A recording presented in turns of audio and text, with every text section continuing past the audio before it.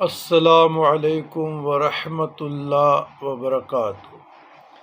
اللہم صلی علی سیدنا محمد وعلی آل سیدنا محمد کما تحب وترضاہ لہ۔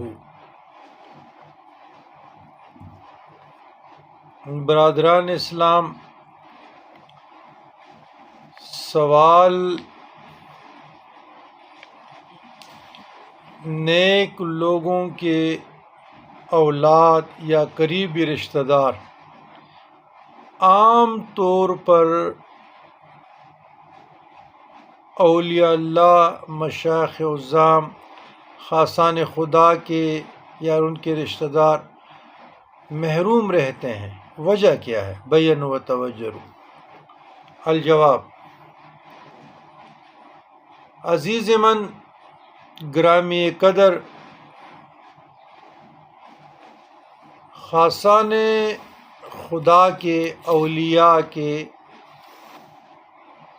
مشائخ اعظام کے قریبی رشتہ دار عام طور سے محروم رہتے ہیں۔ قرآن مجید فرقان حمید سورۃ الشعراء میں ہے 214 غالباً، وَأَنذِرْ عَشِيرَتَكَ الْأَقْرَبِينَ، اپنے قریبی رشتہ داروں کو ڈرا دے۔ ابن عساکر میں ہے کہ ایک مرتبہ ابو درداء صحابی رسول ہے صلی اللہ رضی اللہ عنہ مسجد میں بیٹھے ہوئے وعظ فرما رہے تھے، فتویٰ دے رہے تھے، مجلس کچا کچ بھری ہوئی تھی، ہر ایک کی نگاہیں آپ کے چہرے پہ تھی اور شوق سے سن رہے تھے، لیکن آپ کے لڑکے اور گھر کے آدمی آپس میں نہایت بے پرواہی سے اپنے باتوں میں مشغول تھے۔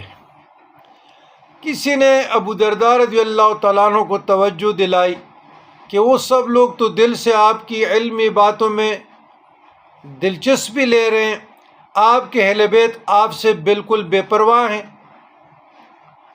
وہ اپنی باتوں میں نہایت بے پرواہی سے مشغول ہیں۔